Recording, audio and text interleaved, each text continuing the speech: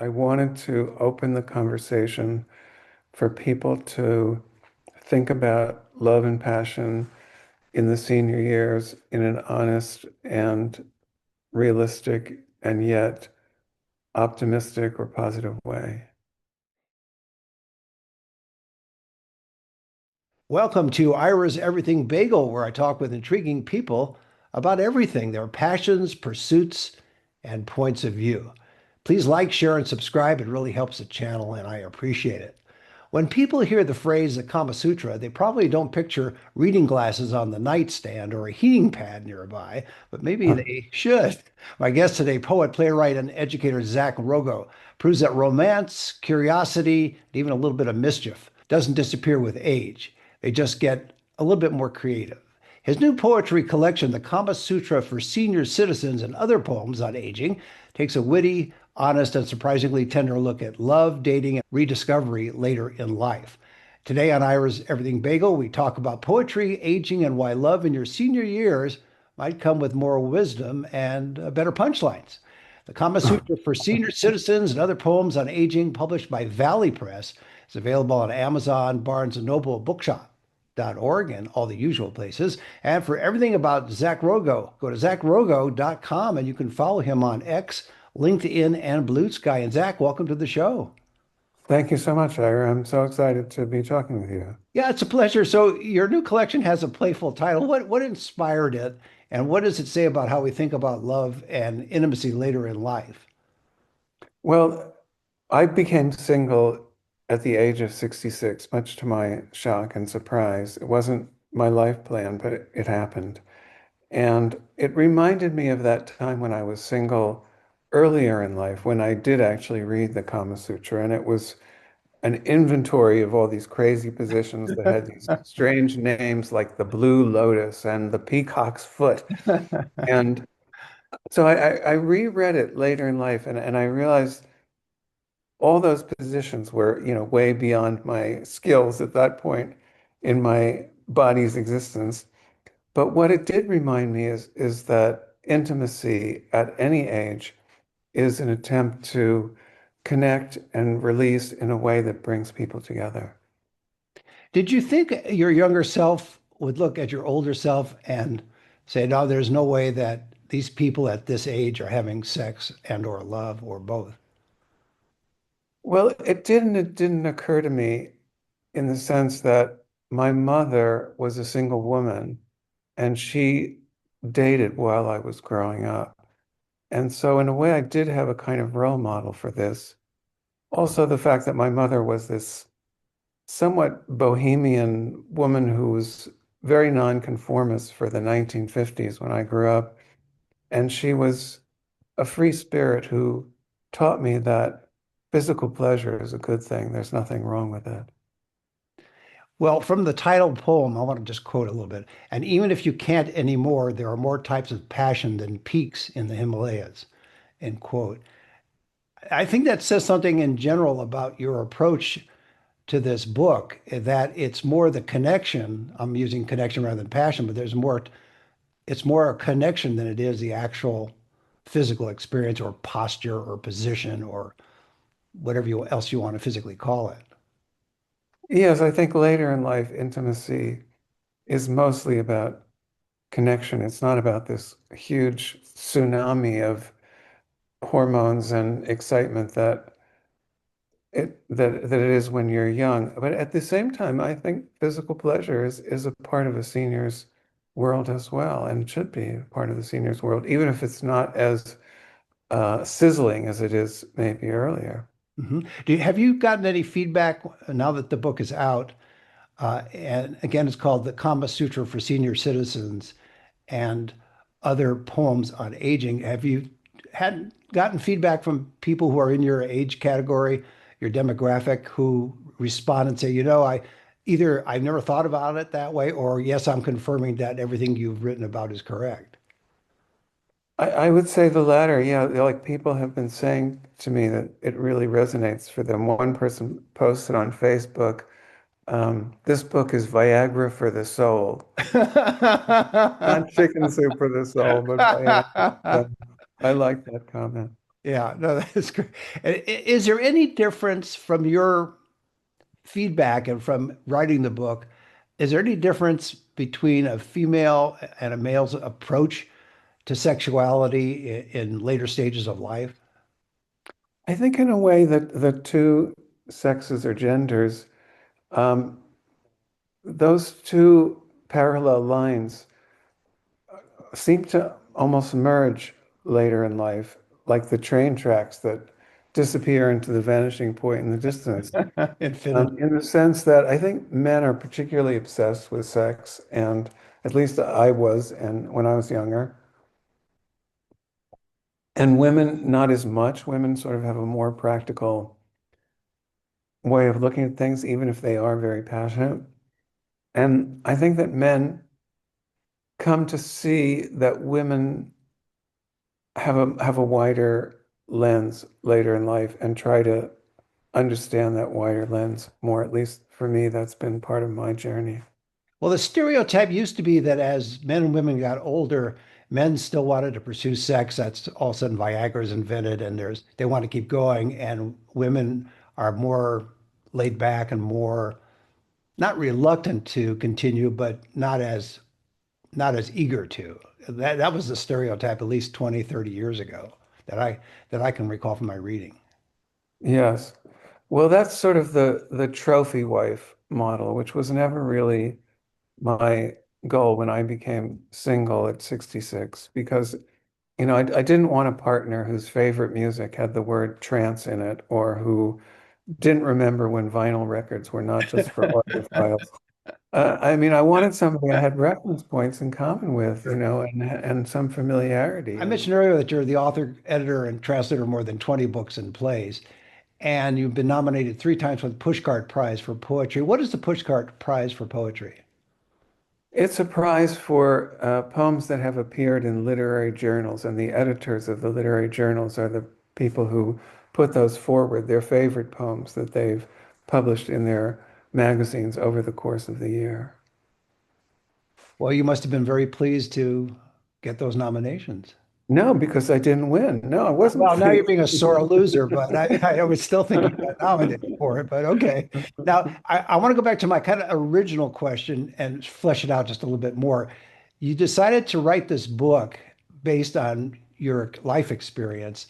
Did you think that by writing this book and creating these poems and poetry that it's going to hit a nerve with a certain demographic, that you're going to touch on a subject that people think about, but they don't necessarily discuss with contemporaries? Yes, I think that was part of it. I wanted to open the conversation for people to think about love and passion in the senior years in an honest and realistic and yet optimistic or positive way. And what was your process for writing the book? In other words, did you set to sit down each day and write a poem each day, part of a poem each day? How does that work? Because I rarely get a chance to talk to poets, and so I don't know how. I've talked to a lot of writers. I know how they have different procedures for writing. Some write an hour a day, some write 5 hours a day, some write when they feel like it, some don't write. So, and then they don't get published. So anyway, but what do you do in terms of when you decide to write this book? Well, it took about 8 years to write this book, to be honest with you, Ira, because I was looking for poems that were on this particular topic of seeking and finding love later in life, and that's how I came to write the Kama Sutra for senior citizens and other poems on aging. And the funny thing about being a poet is it's not like those workhorse writers who wake up before dawn and write a chapter before they have their oatmeal. I can't do that. I don't think most poets I know do that. It's more like you're waiting for lightning to strike. So you've got this kind of load of laundry in your head. That's all these things that are spinning around all the time. And every once in a while, you pluck one out and you say, "Oh, could that be a poem?" That kind of thought. But I mean, there are ways to accelerate it, but there's a lot of waiting involved in being a poet, which can be frustrating, but when the lightning strikes, there's really nothing like it. It's quite a Huh. magical thing. Now, I have this image of you with a quill and a piece of parchment, and you're writing it when the lightning strikes. Is that how you do it, or are you actually No, using I equipment like a computer? no, I do it all electronically. For a while, after computers started, I was still writing the first drafts by hand, but I don't do that anymore. Because the computer gives you so much flexibility. It's really like, using like soft clay. I mean, you can Yeah, keep changing, changing, changing. yeah, it's For putty. poetry, for poetry, that's so wonderful because, you're looking for that exact right word. Sometimes it takes me a whole day to figure out, oh, what would be the right adjective for that, to describe the sparkles on of sunlight on the water, but not sparkle because everybody's heard the word sparkle. So what, maybe crackle, the crackles of light on the water, So Right. that's the kind Exactly. of thing that can take me a whole day. Speaking of how you do that, can you read from one of your poems from the book? I thought you'd never ask. Oh, I Yes, was of going to get course. to it. I definitely. So I'm going to put on my old man glasses here. Okay, very good. I don't read anything backwards. Now, when you're having your passionate moment with your partner, are you wearing your glasses or are your glasses off? I Not thought usually, I no. asked. Okay. Thanks for reminding me to take them off. Anyway, this poem is about, kind of summarizes the whole book in the sense that it's about meeting my partner later in life when we were both seniors. It's called Other Times We Might Have Met. We might have met when we were 17, when we didn't even know how it felt to touch a body unlike our own. We could have snuck from the floral sofa to your bedroom while the parents were snoring and spent the whole night exploring new landscapes. Or we could have met after college when bosses and mortgages were our treasured worries. We might have made a child then with your azurite eyes and the soft, wiry brown hair I still had in those days. Or we could have encountered each other right after our divorces when our kids were puzzling over algebraic expressions or practicing jazz trombone. We happen to meet now, though, when the children have scattered to their own homes, when more about me is wrinkled than my sheets, when our bodies still glow with the beauty that once blazed. But without having lived through love gone sour, would we have understood how rare our meeting is? Like finding a beach stippled with scallop shells, all split, chipped, cracked, crushed, and then lifting one complete one out of the sand and rinsing it in a clear sheet of water. Very nice. Without necessarily revealing any private moments, can you give us a sense of how you met your partner and then what inspired you to write that? And have you shown that to your partner? Yes, yes, she does like this poem. I went on the dating apps, one in particular that was kind of the right match for the demographic. And Was I that went was that on, the Codger and Cougar app or? no, no. So, I went on 75 first dates and did not meet someone who I was going to have a lasting relationship with. Around the time of about my 73rd date, I was having an event for a book I had translated. This was a French novel, and it was a private event. It was at a friend's house, and only his friends and my friends were invited. It wasn't meant to be a public gathering. Right.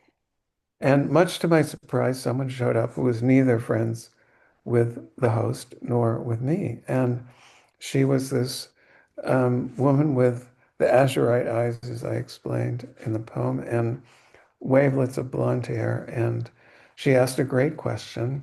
It turned out she was friends with someone who knew the host, but the mutual friend couldn't make it, but told my partner to be about the event. So not only did she ask a great question, but she came up to me afterwards and said, I read the book in the French original, and I know another book that I think you'd really like to translate. And I thought, wow, this is an amazing person. And I asked her if she would be willing to get together for coffee and talk more about possible books I might translate. But really, I was picking her up. Of She course. thought I only wanted to know about French novels, but no, I wanted her in my French novel. And it just went from there, which is great. The fact that you went on those first dates, so many of them, that and you weren't discouraged when you did that, when you realized right away that number one is not going to work, number two is not going to work, etc. Well, I really wanted to be in a lasting relationship, and I was willing to do whatever it took to do that. And it was a process. Yeah, it took a year and a half. I went on some very wonderful dates where people told me they didn't want to see me again, and I went on memorably terrible dates, and it was really the whole gamut. But I had an idea in mind that I wanted to be with someone. I wanted to live with someone. Did you find it unusual that with the people that you did meet, the women that you met throughout all these dates, the first dates, that were you surprised that there were that many people out there in that demographic that were willing to take a chance and meet with, in essence, a stranger, just as you're willing to meet with a stranger? Were you surprised at the other side of that, that there were people willing to do what you're willing to do?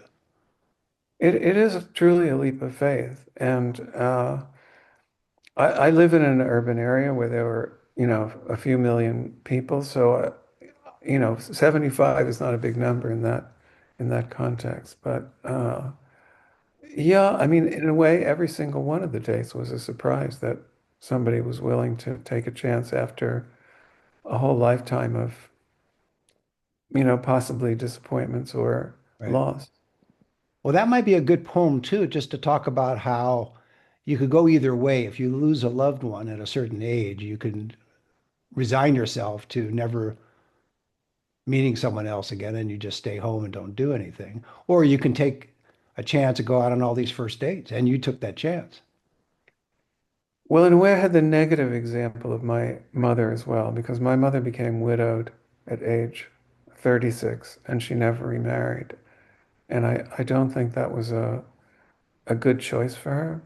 So I think that was an incentive for me to keep looking because I realized that for somebody like me, it it really makes sense to be in a relationship and have that daily back and forth with someone who you feel very close to and safe with. Your mother did date, you mentioned earlier, so she wasn't just staying home. She at least went out. She just never found True. a partner, life partner. That's very true, Ira, but she didn't really resolve to meet someone who would be a life partner. Hmm. Okay. Why do some people find poetry intimidating? What is it about the subject? There are, and maybe it's the culture in America, but growing up, I'm thinking back on how many poems I read or poets I met or how many people I knew who read poetry, and there weren't a lot. Is there something about the inherent nature of poetry that seems intimidating to people, or just they don't understand what the purpose of poetry is? I think that's a really good question. I have to say that even the most intelligent people I know, not a lot of who aren't poets, Hmm. not a lot of them read poetry regularly.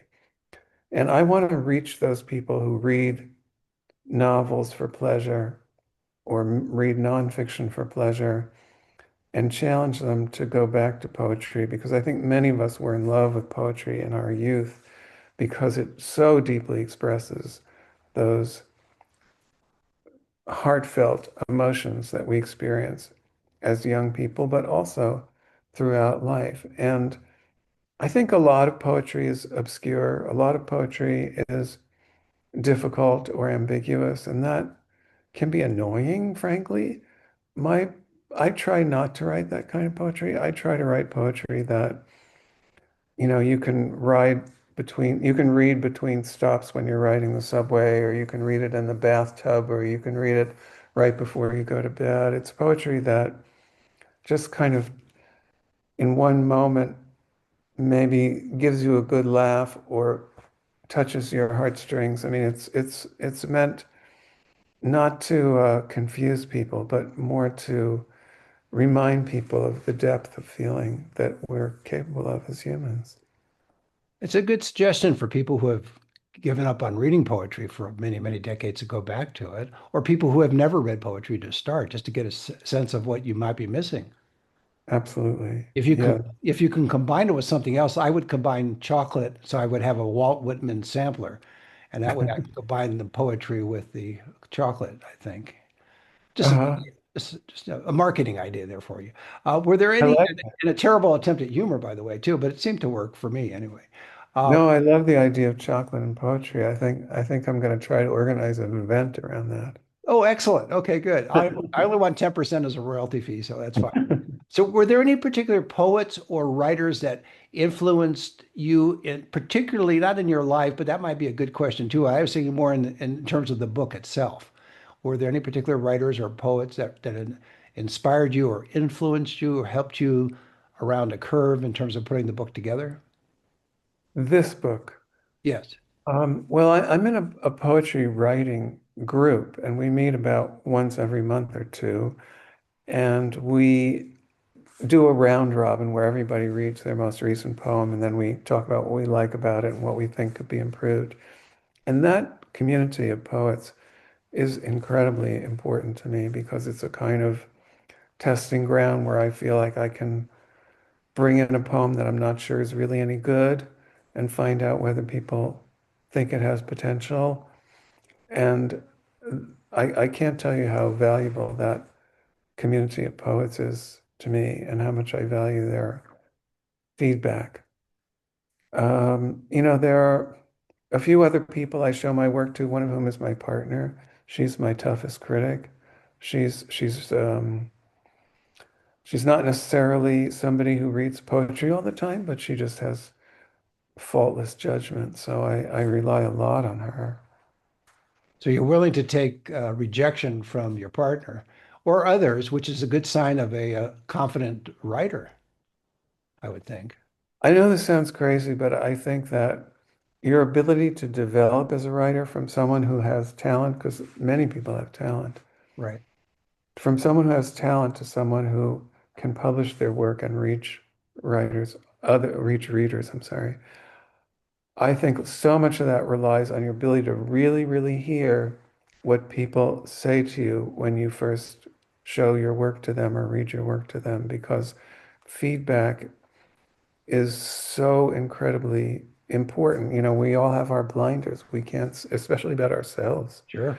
We can't, we have our little, gem that we sculpted and we Yes, we don't don't want want anybody anybody, messing with it. excuse me? You don't want anybody messing with it. Right. Yeah, sure. But you have to have people mess with it if it's going to improve. Right. It's a matter of moving the ego over so you can get the true, as you say, listen and get the true feedback, especially if it's from someone you trust, which is the important thing. Yeah. I mean, when I was writing this book, The Kama Sutra for Senior Citizens and other poems on aging, I thought about that idea about the muse, this idea that in a way the inspiration comes from outside us. And if you keep that in mind, that art is not a product of the ego, it's the individual channeling a larger creative force in the universe. I mean, I do believe that. I'm not a person who necessarily follows religious traditions, but I do believe that there is a larger force that creativity is part of. That's a good thing to remember. Could I intrude on you to read one more poem? Sure, yes.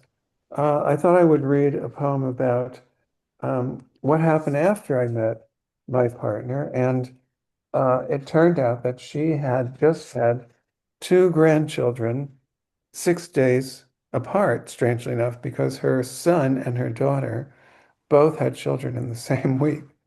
And so when we were first living together, there were these toddlers running around the house, and it was pretty chaotic, but a lot of fun.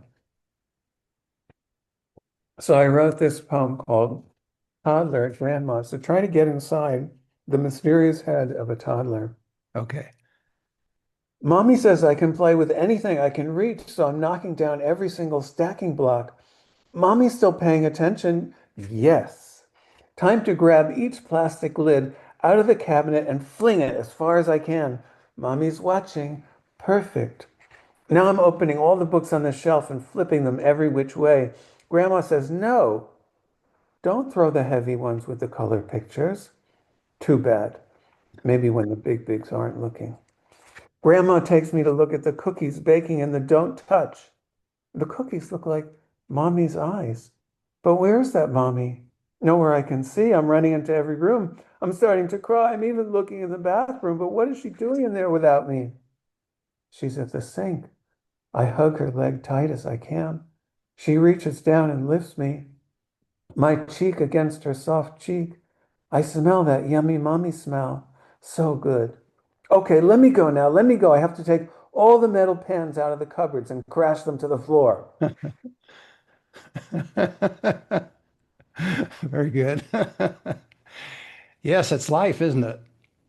Well, the toddler is one of the most mysterious, times in life, I think, because it's just very hard to understand what keeps this, energy, ever-ready bunny battery person going because they have so much energy and they're so volatile emotionally. It's just fascinating to watch them. Before I let you go, what would you like people to take away from reading the book, The Kama Sutra for Senior Citizens and Other Poems on Aging? Well, I'd like them to get some good laughs from it, and I'd like it to touch their hearts, and I'd like it to remind them how much love is still part of our lives, even as seniors. Succinct and right to the point, which is the same thing. So I'm being redundant. See, look at all those words I got together. No, that's a great way to leave it. My guest has been Zack Rogow. He's author of The Kama Sutra for Senior Citizens and Other Poems on Aging, published by Valley Press. It's available on Amazon, Barnes& Noble, Bookshop.org, and all the usual places. And for everything about Zack, go to Zack Rogow, Rogow, ZackRogow.com, and follow him on X, LinkedIn, and Blue Sky. And Zack, thanks for being on the show. Thank you so much, Ira. Thank you. And join us every Thursday for a new schmear on Ira's Everything Bagel.